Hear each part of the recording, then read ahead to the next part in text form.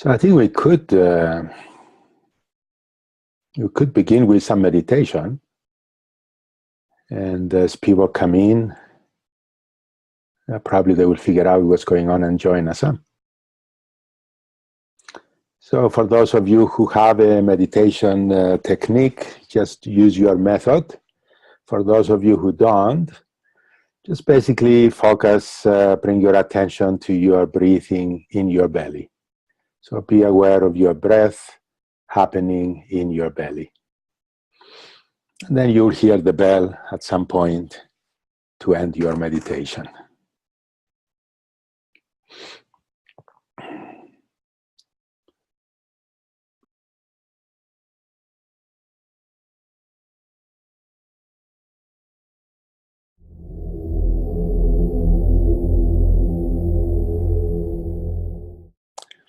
First, a little introduction about myself for those of you who do not know me.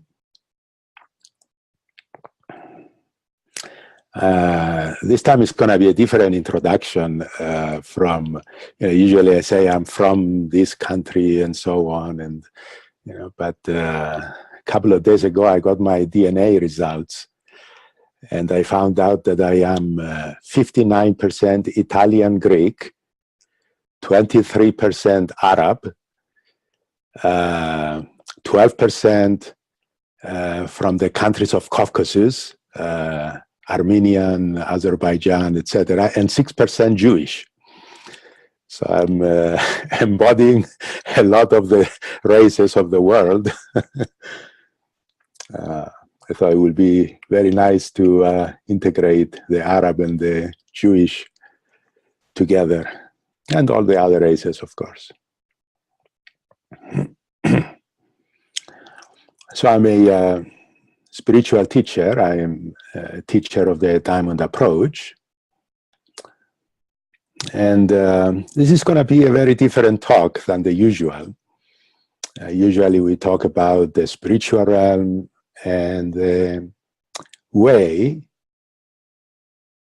that we work with the spiritual process in the Diamond Approach.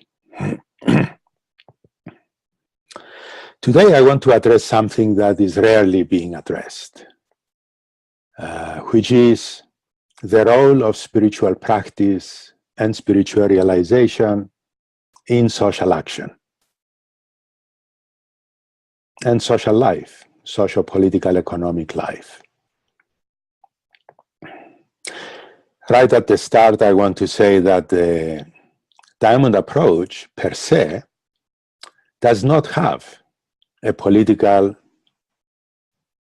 ideology, an economic ideology, a socio-economic ideology, belief. The Diamond Approach doesn't take any position on those things. Diamond Approach is not Republican, is not Democrat, is not liberal, is not conservative, is not capitalist, is not socialist, is not any of those things. So the Diamond Approach is purely a spiritual path. It's a methodology and a teaching on how we can discover and experience and become, in our experience, the spiritual dimensions that we really are, and live our lives from that. Now, one of the primary characteristics of the Diamond Approach is that we are not the Diamond Approach is not a monastic kind of path. It's not a path that proposes that people withdraw from the society, from the world, and go live in a monastery, live in an ashram, live in a cave, in a forest, or whatever, Although people can do that from time to time. You can have retreats, you can go to a place, a quiet place, and meditate for a weekend or 10 days. So you can do those things. Those are very useful kinds of practices. But we practice the diamond approach in the world. Basically, we have jobs, families, friends, we have a social life, and we live a normal life like everybody else, with the addition that we bring our spiritual realization into our life to the degree that we are able to the degree that we have integrated it. And by that, I don't mean we bring beliefs. We don't have a particular belief system. That's another thing that the diamond approach doesn't have. We don't have a belief system in anything. You know, spiritual things, ethical things. It's not a matter of having beliefs. It's a matter of discovering the truth for yourself. And so the diamond approach is more and more interested in discovering the truth and helping each one of us and providing the tools and the methods for each one of us to discover the truth. Primarily focusing on the spiritual truth. What is our essence? What is our true nature? What are we as human beings? And what is, by extension, what is the true nature of reality? What's it all about? But we don't prescribe that. We don't say, you are the higher self. What does that mean? I mean, I can say that or use another term, but each person will have a certain concept about it, a certain idea about what that is. That doesn't really, it's not really spiritual realization. That's just a belief system.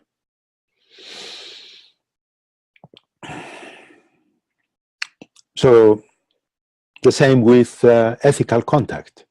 We don't prescribe a particular ethical code. You know, thou shalt not kill, thou shalt not steal. No, we don't do that. You may say, well, why don't you? Well, because nothing is absolute except the absolute, which is the depth of our true nature.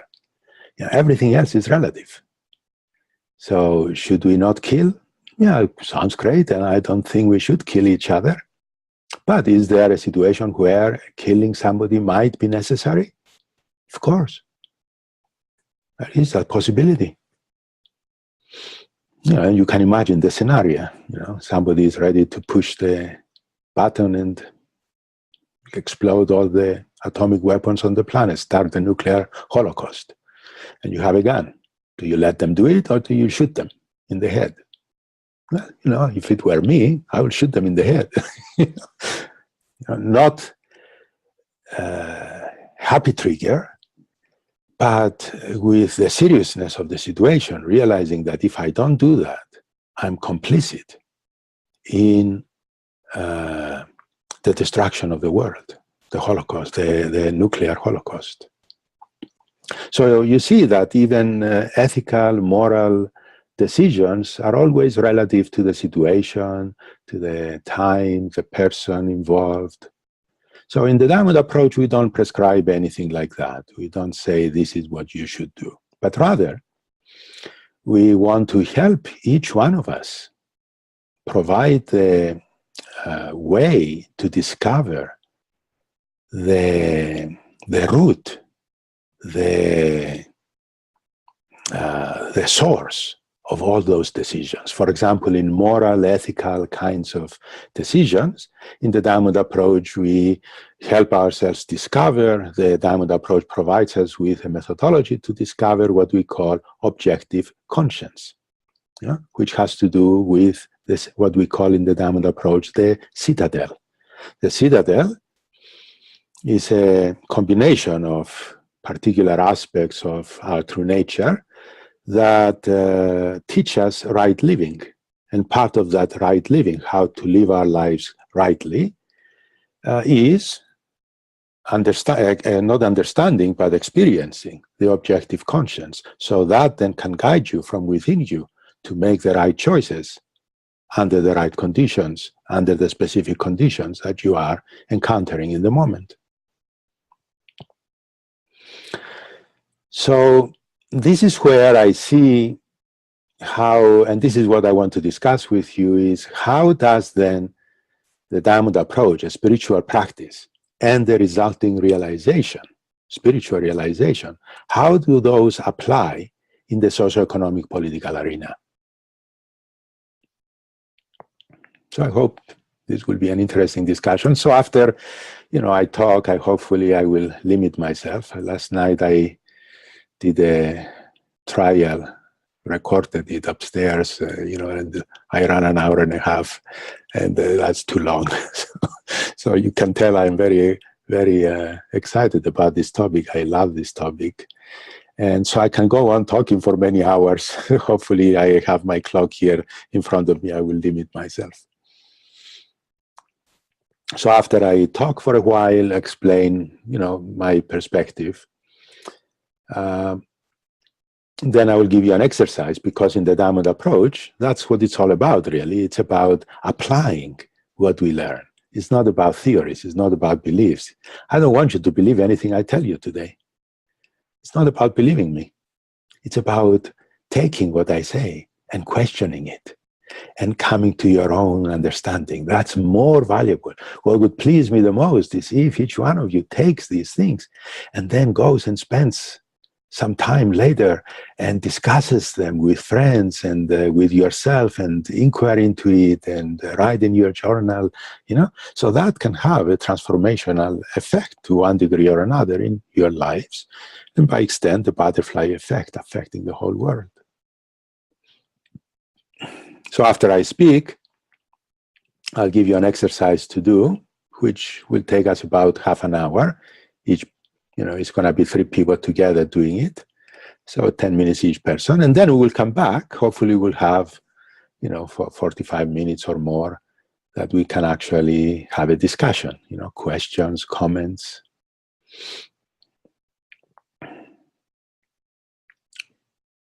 So we'll go on for about 2.5 hours, and I have some time after that. If some people want to stay on for a little longer, we can do that. So we are not limited by time as much.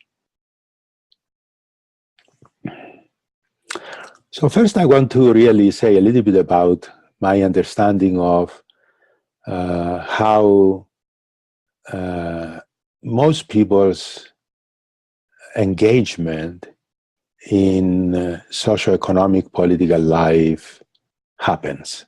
What determines, what guides, what influences our actions, participation or non-participation in the socio-economic political sphere.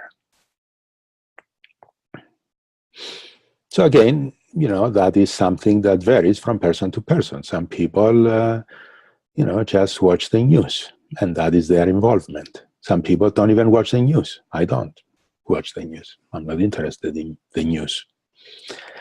But rather, I involve myself in different ways, in other ways. Some people vote. Some people don't vote. Some people write petitions, sign petitions. Some people don't do that. Some people go to protests. Some people actively participate in political life, run for office, or participate in discussions. They go to the Senate and they participate and they, discuss things with their senator and so on. So there are many different ways that we can participate. We can organize ourselves in groups that take action in particular ways to bring change, either by trying to influence the decision makers, or by trying to create change at the grassroots level. So you can see there is a very broad spectrum of activity that each one of us can engage in. But what are the factors that influence that engagement? What are the factors that affect that engagement? For most of us, I think, if we look at the vast majority of people, we are influenced primarily by our conditioning. Most people hold the political beliefs, socioeconomic political beliefs, that they are family held. So basically, you inherit your conservative or liberal, democratic or Republican, socialist or whatever inclinations you may have.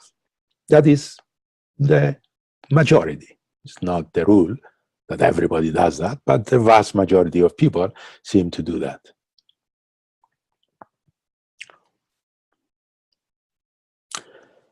Now, there is a group of people, I don't know how big it is, that also engage their intellect. They think about things. They actually sit down and start thinking about and questioning to some degree or another, either by themselves or through discussions with friends or by reading books that really bring new ideas into the field of their consciousness, and they consider them and they make rational kinds of decisions. But I think, I don't know that is absolutely true, but I believe that that is a minority. Other factors that influence, affect our socio-political, economic activity and beliefs, positions, are our instincts. So basically, our instinctual drives, which are, of course, the survival drive, the sexual drive, and the social drive. You know, so in the economic sphere, for example, the survival drive is the major driving force for most of us. And by extension, when we feel a threat, say, to our survival drive, then different kinds of reactions, feelings come up, such as, for example, fear, or anger, or hatred.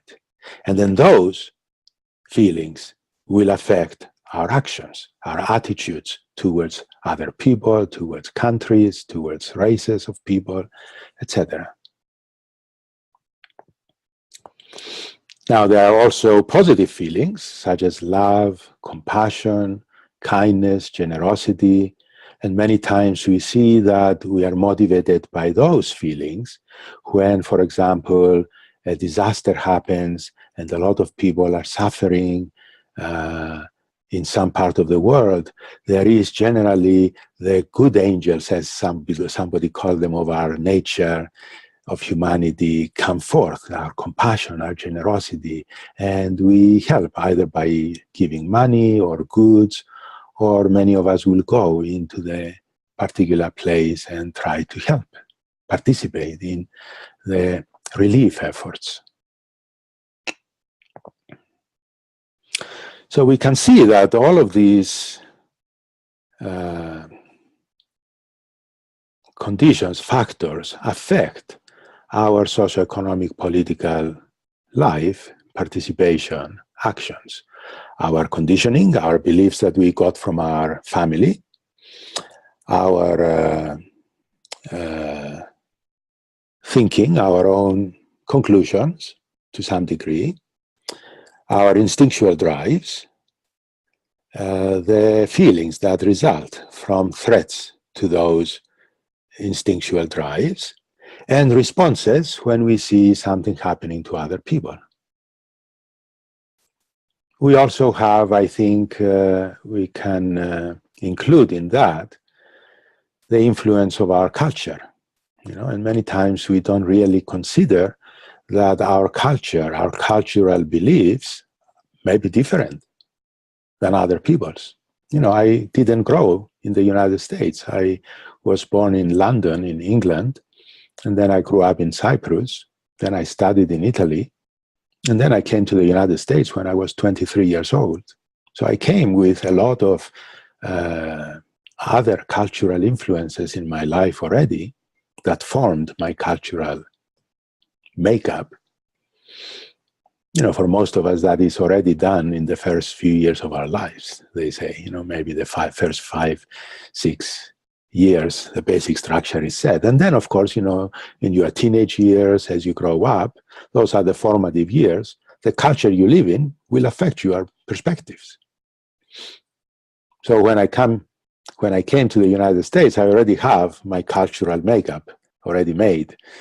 And so I was able to see the differences. I'm able to see the difference in the different cultures and the perspectives and the attitudes, and particularly the socio-economic political attitudes that people hold to be sacred, to be true. But from my perspective, when I look from the outside, I see these are not necessarily true. These are cultural biases. Yeah? So for most of us, those cultural biases are not visible, because they form our paradigm. The word paradigm? Paradigm is a word that was devised by Kuhn, a book that he wrote, I think, at the beginning of last century or mid last century, I don't remember when. The book was titled The Structure of Scientific Revolutions. And basically he said there are beliefs and assumptions that we take for granted that we are not even aware of. Yeah? And those beliefs and assumptions form the filter through which we view the world. So they actually influence, affect, shape the reality that we perceive. Most of us think that we perceive reality. What's really there? Not really. Most of us perceive reality through the filter of our culture, of our family, of our religion, of our political perspective, socioeconomic beliefs.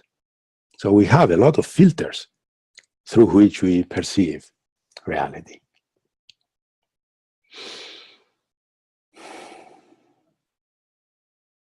Now, this is not bad or good, it is what it is.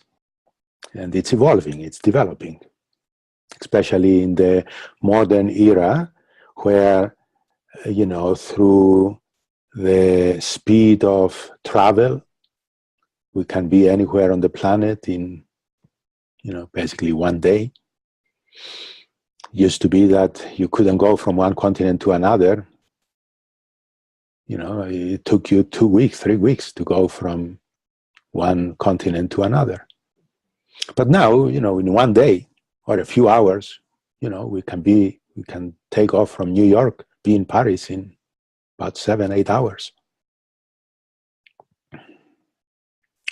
So the speed of travel, the interaction of the different cultures, migration, and the mixing of the different cultures, the internet, the ease of communication, all of these, the cell phone communications, texting, it's very easy. So the mixing of the different ideologies and cultures and perspectives and beliefs is contributing to the development and unfoldment and evolution of the different cultures and belief systems around the world. But now I want to turn my attention a little bit to the spiritual practice and realization. How does spiritual realization and spiritual practice affect? Can it affect? Does it affect? And how? Our socioeconomic political views, perspectives, and actions.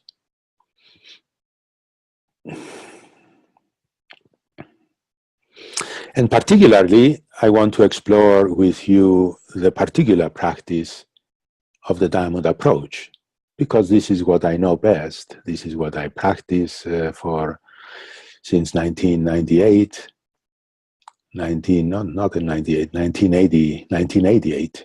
Yeah, so I've been practicing this path for a long time. I don't know how many years that is. It's almost 40 years, huh? Yeah, and I've been teaching it for many years now. So I am more familiar with the diamond approach. So I know how it affects me. So I will speak from my experience and how I see it affecting other people as well. So you see, in the diamond approach, we have a two-prong approach to the spiritual work, the spiritual development. On the one hand, we do things like meditation, practicing presence, which deepens and develops our understanding, our realization, our experience, and integration of our spiritual nature in a very direct way. On the other hand, we do a practice called inquiry. And inquiry does this also, but also inquiry addresses the obstacles to the spiritual path, to the spiritual realization. And last, I think it was in May, I did another webinar like this one, which was the obstacle is the way. And if you're interested, you can actually, Greg probably can give you a link to that, to the recording of that webinar also, if you're interested to listen to it.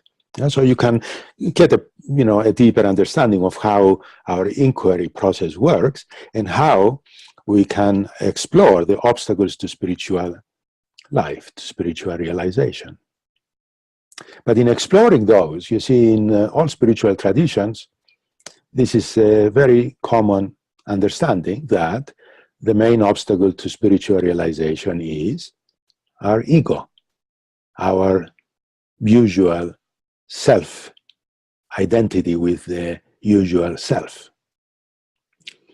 Now, many spiritual traditions want to dismiss the self, get rid of the self, even kill the self, and establish ourselves in the spiritual realm.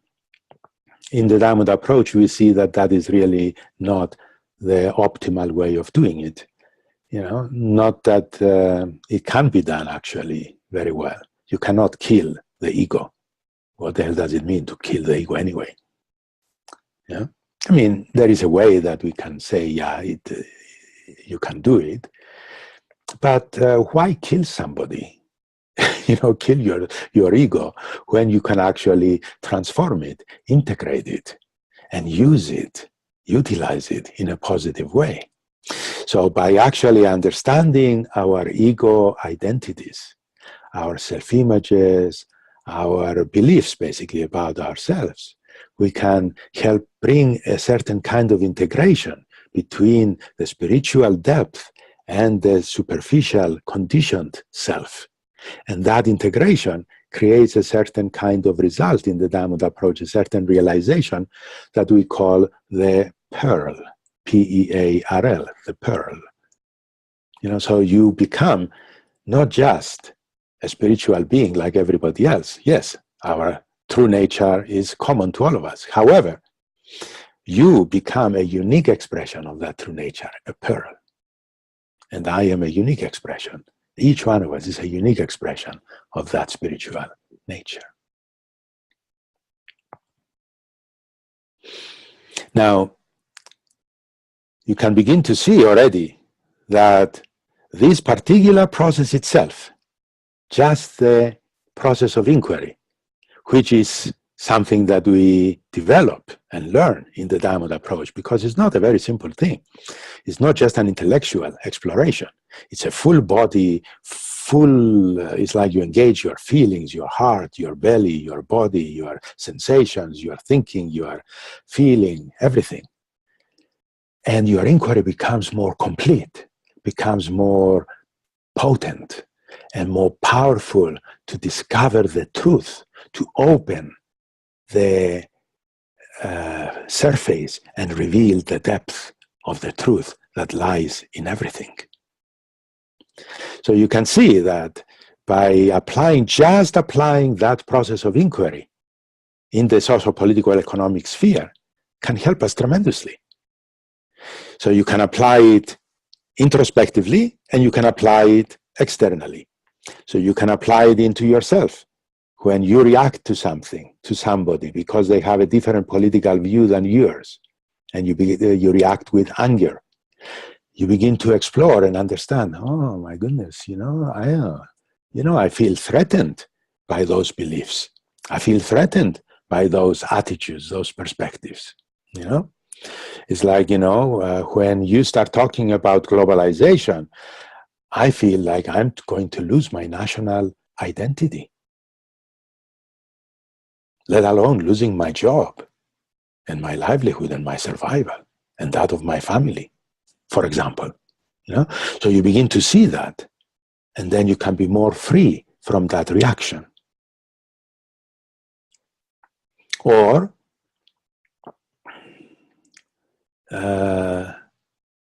the opposite. You perceive somebody as being very protectionist and isolationist and nationalistic, and you view that as backwards and counter progress. And you react to that with, again, fear that you are holding humanity back and you are leading us into destruction and you are causing climate change to accelerate and you're gonna just finish us all off.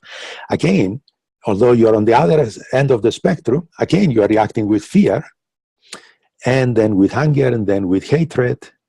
And the interesting thing for me is that no matter at what end of the spectrum we are and what we are accusing the other of, we end up doing the same thing. We're accusing them of hatred and racism, and we are actually guilty of hatred and racism, except now we are just targeting another group, not the Muslims, the conservatives, if you're a liberal. If you're a liberal, you're targeting a conservative, you're targeting somebody else.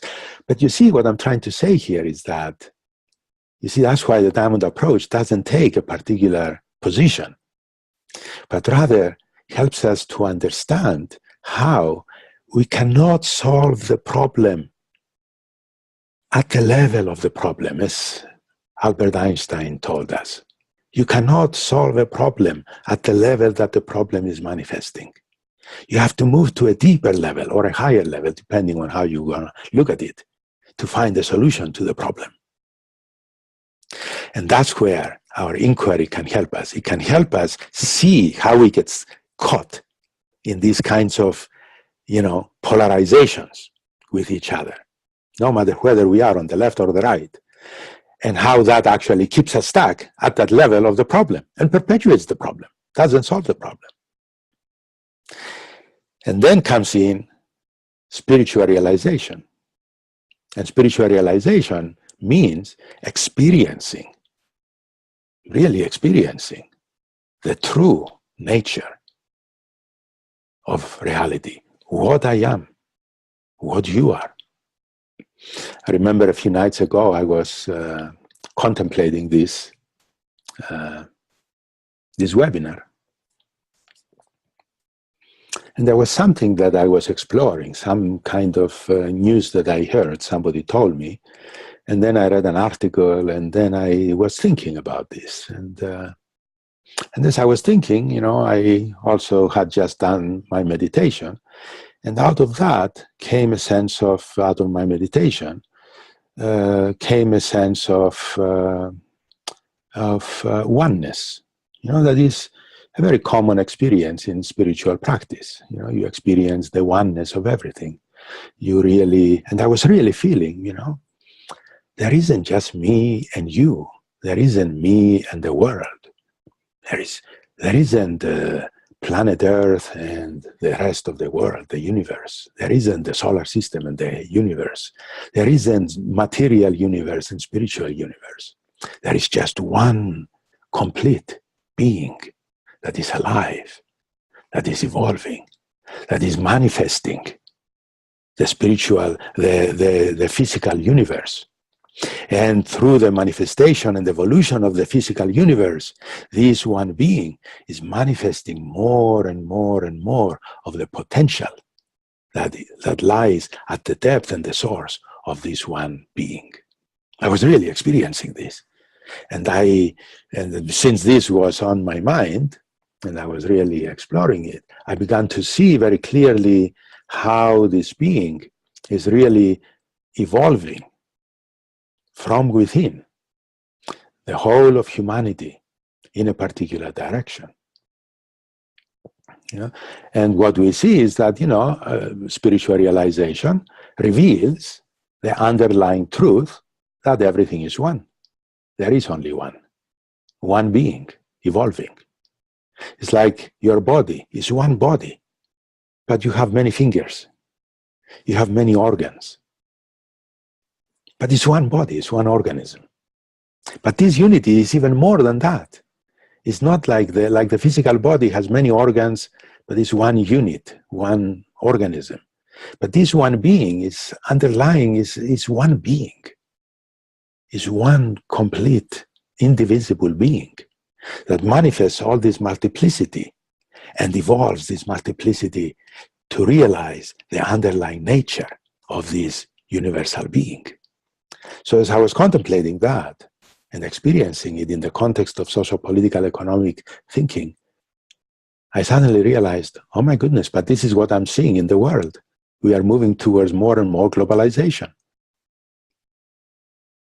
It's like nobody can stop it. Yeah?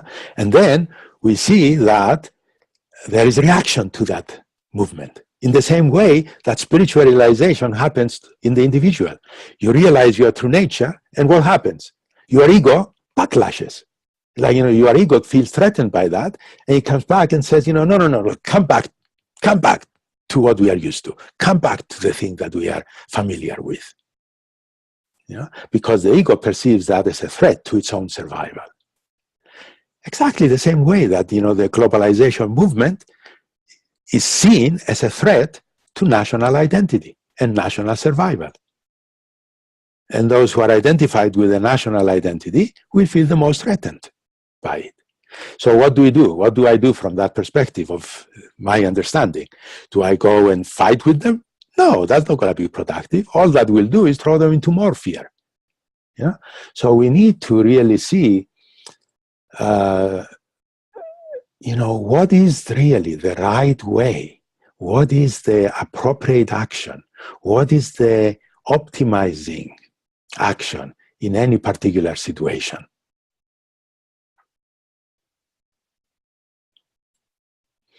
So the Diamond approach, and again, this example that I brought is my own particular example.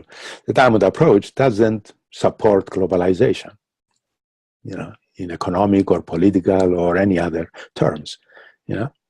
Diamond approach is, again, it's a spiritual path, but I'm just giving you an example from my own personal experience of how that experience of unity brought me to see how that unity is being expressed in the world and has been actually expressed in the world for thousands of years. I started seeing it. It's like, what have people been trying to do for 5,000 years? They've been fighting with each other. Different nations fighting with each other. Back in ancient Greece, there are city-states. They're fighting with each other. And then somebody comes that is more powerful and, and conquers them all and unifies them into the greater Greece. Yeah? And that trend continued. Then Alexander the Great comes and then goes and conquers, half of Asia and, North Africa and unifies it into an empire. It didn't last very long. Then the Romans come and they do the same thing. They create an empire. Yeah. So although the motivations may have been distorted, very selfish, go and conquer and get resources, still the trend has been towards greater and greater, broader and broader integration of more and more of the world into bigger and bigger unities. And we see that trend continuing. It's like, then there was, the Roman Empire, of course, and then it fell, and then it was succeeded, by the Spaniards, and then the French, and then the British, and now us. We are the new empire, the American empire, And many people, don't see it that way, of course. They don't see that we are an empire. But, what do you call a power that has 900 military bases around the world? I call it an empire. It's not a bad thing. It's not a good thing. It is what it is. And it has positive effects, positive results, positive outcomes, and negative outcomes. So you see that, instead of from a spiritual realization perspective, it's like, I can have this broader perspective and I can see these things without getting caught up in them. and getting all riled up and all full of hatred and full of anger, and we have to go and destroy them, and they are against us. Yeah, I can see that. Well, these two factions are fighting.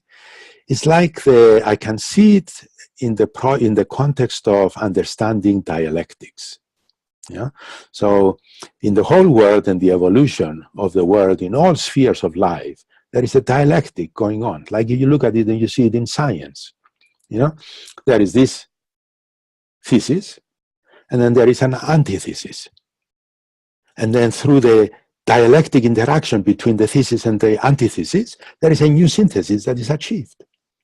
And that is one of the processes of the evolutionary process that happens in science, in socioeconomic development, cultural development, the whole development of the world.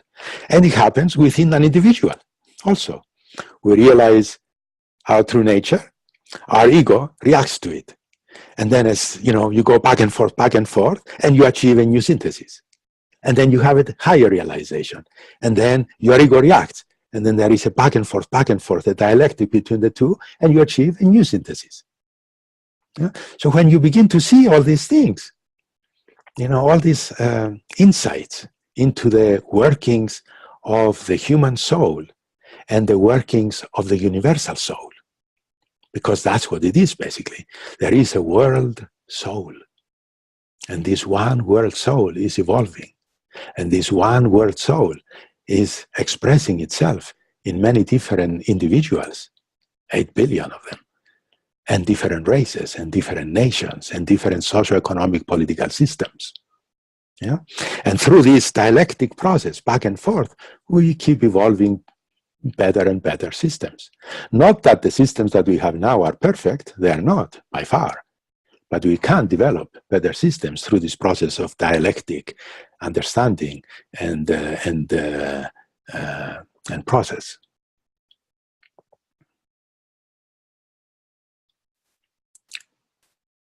So, kind of summarizing again, the way that I see the spiritual practice and spiritual realization, and I see those two things as complementary. So you practice. So for example, practicing inquiry helps you understand your biases, your reactivity, your instincts, your feelings, and then be more objective about the external situation and not be just reactive and just going at each other's throats. And then the realization of the deeper nature of oneness also has ramifications in that then you come out in a different way. Yeah, it's like when I feel the universal soul, I feel that all human beings are me. You are me. You are not somebody else. You are me. So how can I hurt you? And when you hurt, it hurts me. I feel pain to see you suffer. But not just you, those who are here on this webinar with me. I really feel pain when I see all the people in the world who suffer on both spectrums of the political ideologies, whether they are conservatives or liberals, communists, socialists, capitalists. There is a lot of suffering in the world. So my goal is not to add more to the suffering by hate and pumping more hate into the universal field of humanity, but rather to bring more compassion, to bring more love, to bring more understanding, to bring more capacity to bring truth into our world so that we can develop a better system of politics, economy, social interactions between races, between classes, between nations, between everything. So it's not so I see spirituality not as some kind of an abstract thing, I mean, some paths, they see that, it's like in Hinduism, for example, and not all Hindu sects, because there are many sects in Hinduism. Not all of them are like that, but some, for example, say, well, the world is suffering, it's all a mess, just meditate, liberate yourself, and get the hell out of here, and don't come back again. End the cycle of suffering by returning into incarnations on this hell planet. Yeah? And there are many spiritual traditions that actually view it that way. This is the realm of the devil. Oh my goodness. Yeah, I don't believe that. I don't have that perspective. My perspective is that we are one being, one universal being, and the universe is a manifestation of that universal being, and it is evolving. It is evolving. And I can contribute to that evolution by my spiritual realization and participation and action in the socio-economic political sphere. Now, not everybody will feel inclined. I'm not saying that everybody should act in the socio-economic political sphere, or that they should do this particular thing or that particular thing. I think it should be left up to the individual to do their own inquiry, to have their own realization, and to have their own understanding of what their own personal destiny is. Because we each have our own personal destiny. And nobody can tell me what my destiny is. And I cannot tell you what yours is. But you can find what it is, and you can fulfill your destiny. And your life can be fulfilled. Your life can be a happy life, a fulfilled life, because you've achieved your destiny. You've fulfilled your mission that you came here for.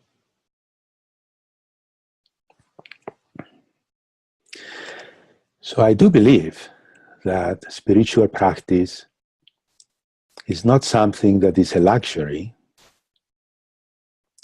It is a luxury for the vast majority of humanity today, because the vast majority of humanity have to struggle for survival.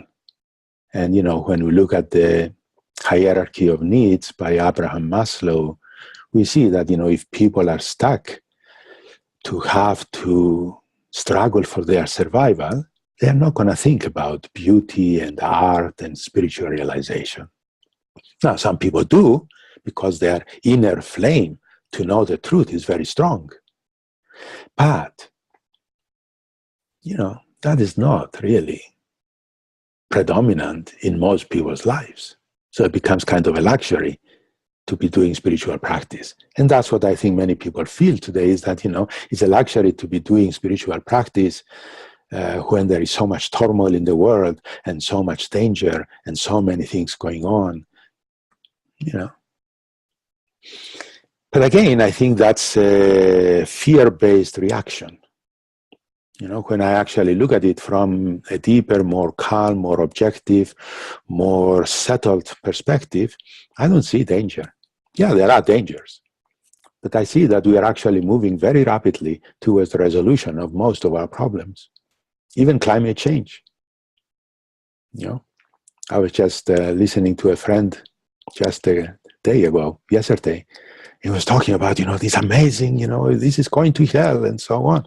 And this came up just 2 days after I was reading an article that 4 technologies, I don't remember which ones they are now, for the first time, this last month in June, for the first time, these 4 technologies have converged, and they are right on track.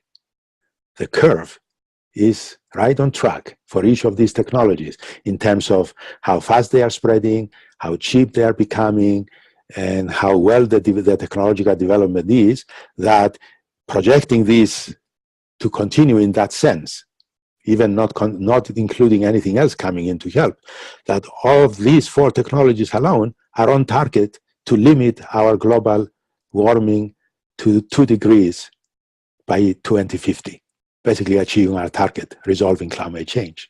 We are on target to resolve it. But, most people are addicted to negative news. So there is disaster on the horizon. There's the possibility of disaster, but also the possibility of great unfoldment. The future is greater than we can imagine. We live in a world now that is the least violent world in the history of humanity. Most people don't think that, don't believe that. You know, you watch the news and you think we live in a world that is going to hell. There is more violence now than ever before. Terrorism, bombs. How much terrorism is there? Come on. How many people are dying every day? When you look at the statistics and you look at the graphs, it's way down. Violence of all kinds, crime, war, terrorism, everything is at the lowest that it has ever been in the history of humanity. Abundance? There is scarcity, there is scarcity. We are running out of resources. No, we are not. Water, we are running out of water. No, we are not. Our planet is covered with water. You know, it's just a matter of desalinating it. Then we have all the water we need, clean water. But we don't have the energy to do it. Sure, there is enough energy. Our planet is hit by solar energy every 36 hours, enough energy that all of humanity is using for a whole year. It's just a matter of harnessing it. And that doesn't count wind and geothermal energy. So we are actually living in a great, abundant world. It's just that we haven't seen it yet clearly and manifest it, express it, create it. We still believe in a world of scarcity, and we keep fighting amongst us and wasting our resources in fighting each other rather than helping each other to live an abundant life, which will resolve all the problems that we think we face today. Terrorism. Terrorism is not because people are crazy. Terrorism is the result of a variety of factors. Socioeconomic, political, religious factors come together and create that problem. We can resolve it by seeing the true factors underlying it, and really contributing to the solution rather than the problem. So a myopic perspective from limited points of view perpetuates the problem, because we are trying to fight fire with fire. You cannot fight terrorism by waging war on terrorism. That's, well, I will say it, stupid. It's a stupid way to try to fight terrorism.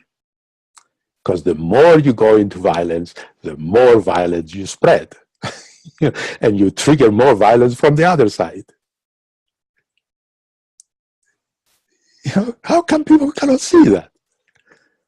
From a spiritual realization perspective, when you actually can drop all of those reactions, all of those hatreds and angers and reactivity from inside, that, you know, fear. You know, when the fear comes up, what happens to the human brain? The prefrontal cortex shuts down, so that we can go into fight or flight response and meet the danger, run away from the tiger, or fight the tiger, if you are one of those who want to confront danger and go after the tiger. So we cannot, you see, when we go into that reactivity, emotional reactivity, fear, we are not thinking. So when, you know, they hit us with bombs, we go into fear. Are we reacting? Are we responding in a rational way? No. We are reacting in a stupid way, because our prefrontal cortex is shut down. We are reacting from fear. So I really believe that spiritual practice and spiritual realization is the key to resolving all the problems that we have in the world. You know, other factors are necessary also, of course. You know, political action, social action, economic reform, technological advancements. I think that's a very important factor in the development of a peaceful, abundant world for everyone, where more and more people then will have the resources to relax and not be concerned about their survival and their retirement and their health, right? So that all those necessities, the 5 basic necessities of life, what are they? Food, clothing, shelter, medical care, education. We have the resources today in the world to guarantee those 5 basic necessities for every single human being in the world. That will bring the vast majority of humanity to a point where they can actually relax and begin to actually consider spiritual realization and spiritual practice more seriously. So you see, it's like, the one feeds the other. Spiritual practice and spiritual realization can help us see more clear solutions and take more clear actions to solve our socio-economic political problems, and creating a socio-economic political situation where it actually supports the spiritual development of humanity. It's a win-win kind of solution. So we can actually see how the global system and the universal system, the universal soul, is actually evolving itself. It's not just happening haphazardly. This is an intelligence from within the universal soul guiding the process of evolution. You are never alone or helpless. The force that guides the stars guides you too. And so it guides our social, economic, political evolution as a planet. The future is brighter than we think.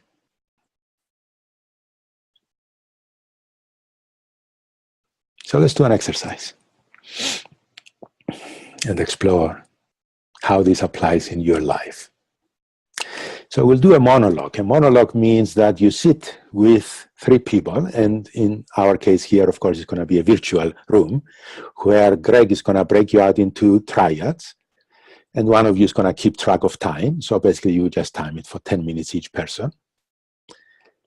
And one of you will take the I don't know what to call it, the stage. You will be doing the exercise, one of you. For 10 minutes, you will reflect, inquire into,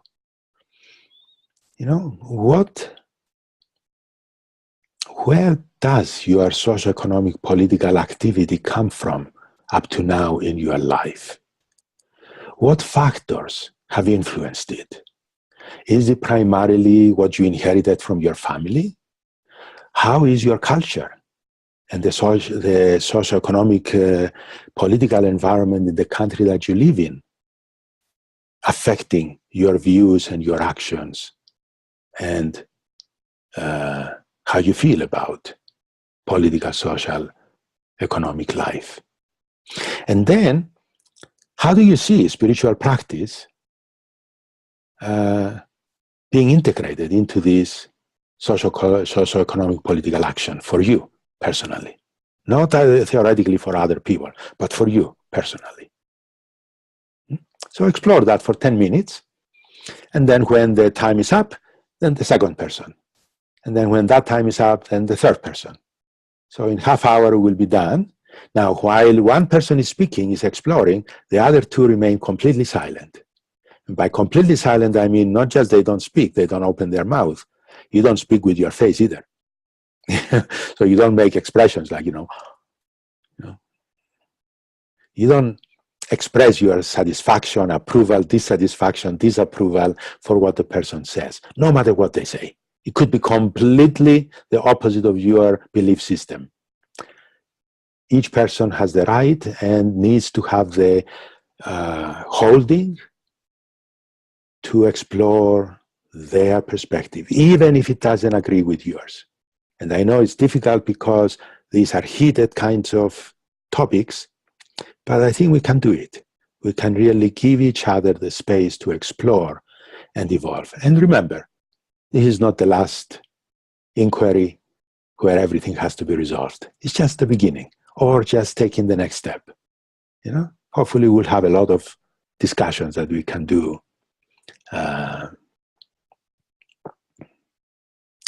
Ines asked me to repeat the question. Yes, I will. Thank you. So explore how your conditioning has affected and formed your socioeconomic political views and actions. Does it come just from the influence of your family, your culture, or does it have other influences? And then second leg to that question, how do you see spiritual practice and spiritual realization affecting your political actions and views? You know, how has it affected up to now? Maybe you have already done this, what I'm talking about here. I mean, I don't think that I am the one discovering this. You know, you may have already come to these conclusions, and maybe you even have a better understanding than I do. Hopefully you do. And I would love to learn from you later on when we do the question and comments after the exercise. So, how do you see the spiritual realization and practice coming into play into your action in the political, socio-economic fields?